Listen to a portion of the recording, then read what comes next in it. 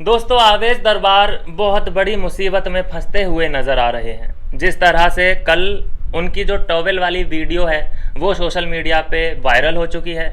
लोग तरह तरह के सवाल कर रहे हैं कि भाई ये आवेश दरबार लड़का है कि लड़की है, इसके शौक कैसे हैं। लोग कंफ्यूज हैं कि इसका माइंडसेट आखिर है क्या। अभी दूसरा जो इंसिडेंट हुआ है आवेश दरबार के साथ, जब गौरव खन्ना को तुमने नॉमिनेट कर दिया तो भाई उस स्टैंड पे तो रहो, अपनी बात पे काबिज तो रहो कि हाँ भाई मैंने नॉमिनेट किया है, तुझे तो किया है, तू मुझे पसंद नहीं है तो नहीं है। लेकिन अगर बात वहाँ पे गड़बड़ हो जाती है कि जब गौरव खन्ना पूछ रहा है कि भाई तुझे क्या मैं नतालिया से भी गया गुजरा लगता हूँ क्या, तो भाई वो ये बोल सकता है ना कि भाई मेरे सोचने का तरीका, मेरा लोगों को देखने का नज़रिया अलग है और मुझे आप मेरे नज़रिए में सही नहीं लगे, मैंने आपको नॉमिनेट कर दिया, बात ख़त्म हो गई। यहाँ पे फिर गौरव खन्ना ने पूछ लिया कि यार तूने मुझे ऐसे ऐसे क्यों नॉमिनेट किया, भाई ऐसे तू मेरे बारे में कैसे सोच सकता है, सिले सिले। तो यहाँ सिंपल सी बात थी कि भाई वहाँ पे एक दूसरे को नॉमिनेट किया ही जाएगा। एक दिन ऐसा आएगा कि गौरव खन्ना आवेश दरबार को नॉमिनेट कर रहा होगा।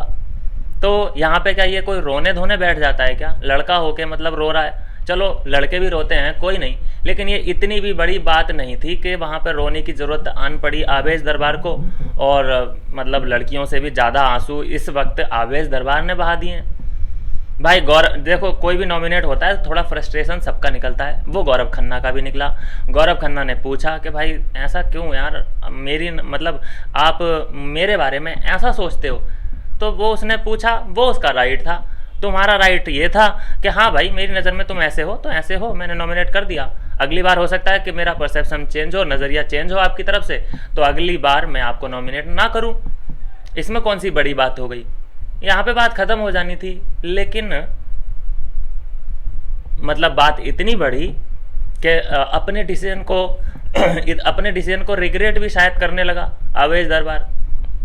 तो यहीं पे दोस्तों कहीं ना कहीं फिर माइंड सेट पे लोगों को शक होने लगता है आवेश दरबार के कि यार इसने एक चीज़ सोची और उसको किया भी, फिर उस पर रिग्रेट भी कर रहा है।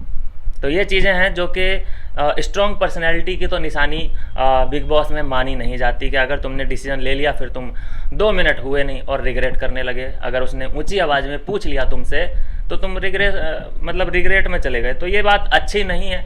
आवेश दरबार के लिए स्ट्रॉन्ग पर्सनैलिटी बन के उभरना पड़ेगा, डांस करके काम नहीं चलेगा, लोगों को जवाब देना पड़ेगा। अभी तक मैंने आवेश दरबार हो या उनकी बेगम नगमा मिर्जकर हो, दोनों को ही किसी से लड़ते झगड़ते बुराई करते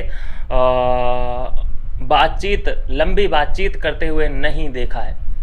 ये लॉन्ग टॉक नहीं कर सकते, मुझे तो अभी तक ये लग रहा है। आगे जाके हो सकता है इनके गले खुलें, हो सकता है तो देखने को मिले लंबी लंबी टॉक्स, लेकिन अभी तक तो आवेश दरबार की तरफ से ना क्लियरिफिकेशन जो आ रहे हैं वो समझ में ही नहीं आ रहे हैं कि मैं एक लड़की के साथ 10 साल तक था लेकिन मैंने उसे डेट नहीं किया, मेरी कुछ मेडिकल कंडीशन थी, मेरी कुछ मजबूरी थी जो कि मैंने उसे डेट नहीं किया।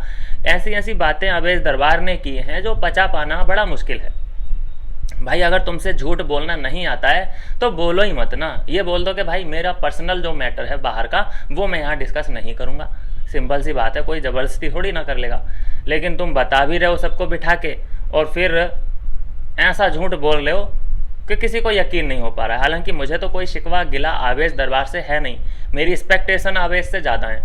जैसी पर्सनैलिटी है, जितने उसके फॉलोअर हैं, मुझे बहुत ज़्यादा एक्सपेक्टेशन है। सिर्फ डांस नहीं, डांस तो बेहतरीन करता ही है, ठीक है डांसर है, लेकिन बिग बॉस में हम देखना चाहते हैं कुछ ओपिनियन, तुम्हारे हर बात को लेकर क्या क्या ओपिनियन है, और लड़ाई से भागना नहीं। कोई अगर सामने से आ रहा है तो उसको जवाब देना है, कोई अगर सामने से सवाल पूछ रहा है तो ये नहीं कि रो धो के तुम लड़ाई को ख़त्म कर दो, फिर तो सामने वाला कहेगा कि अरे भाई ये तो रोतड़ू है, मैं इससे क्या ही बात करूँ, ये रोने लग जाएगा, सिंपैथी ले लेगा और जनता मुझे बुरा मानने लग जाएगी।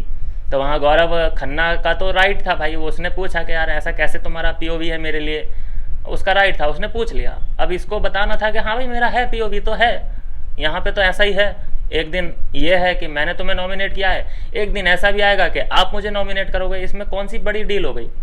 तो कुछ कुछ ऐसे भी बात की जा सकती थी लेकिन नहीं हुई।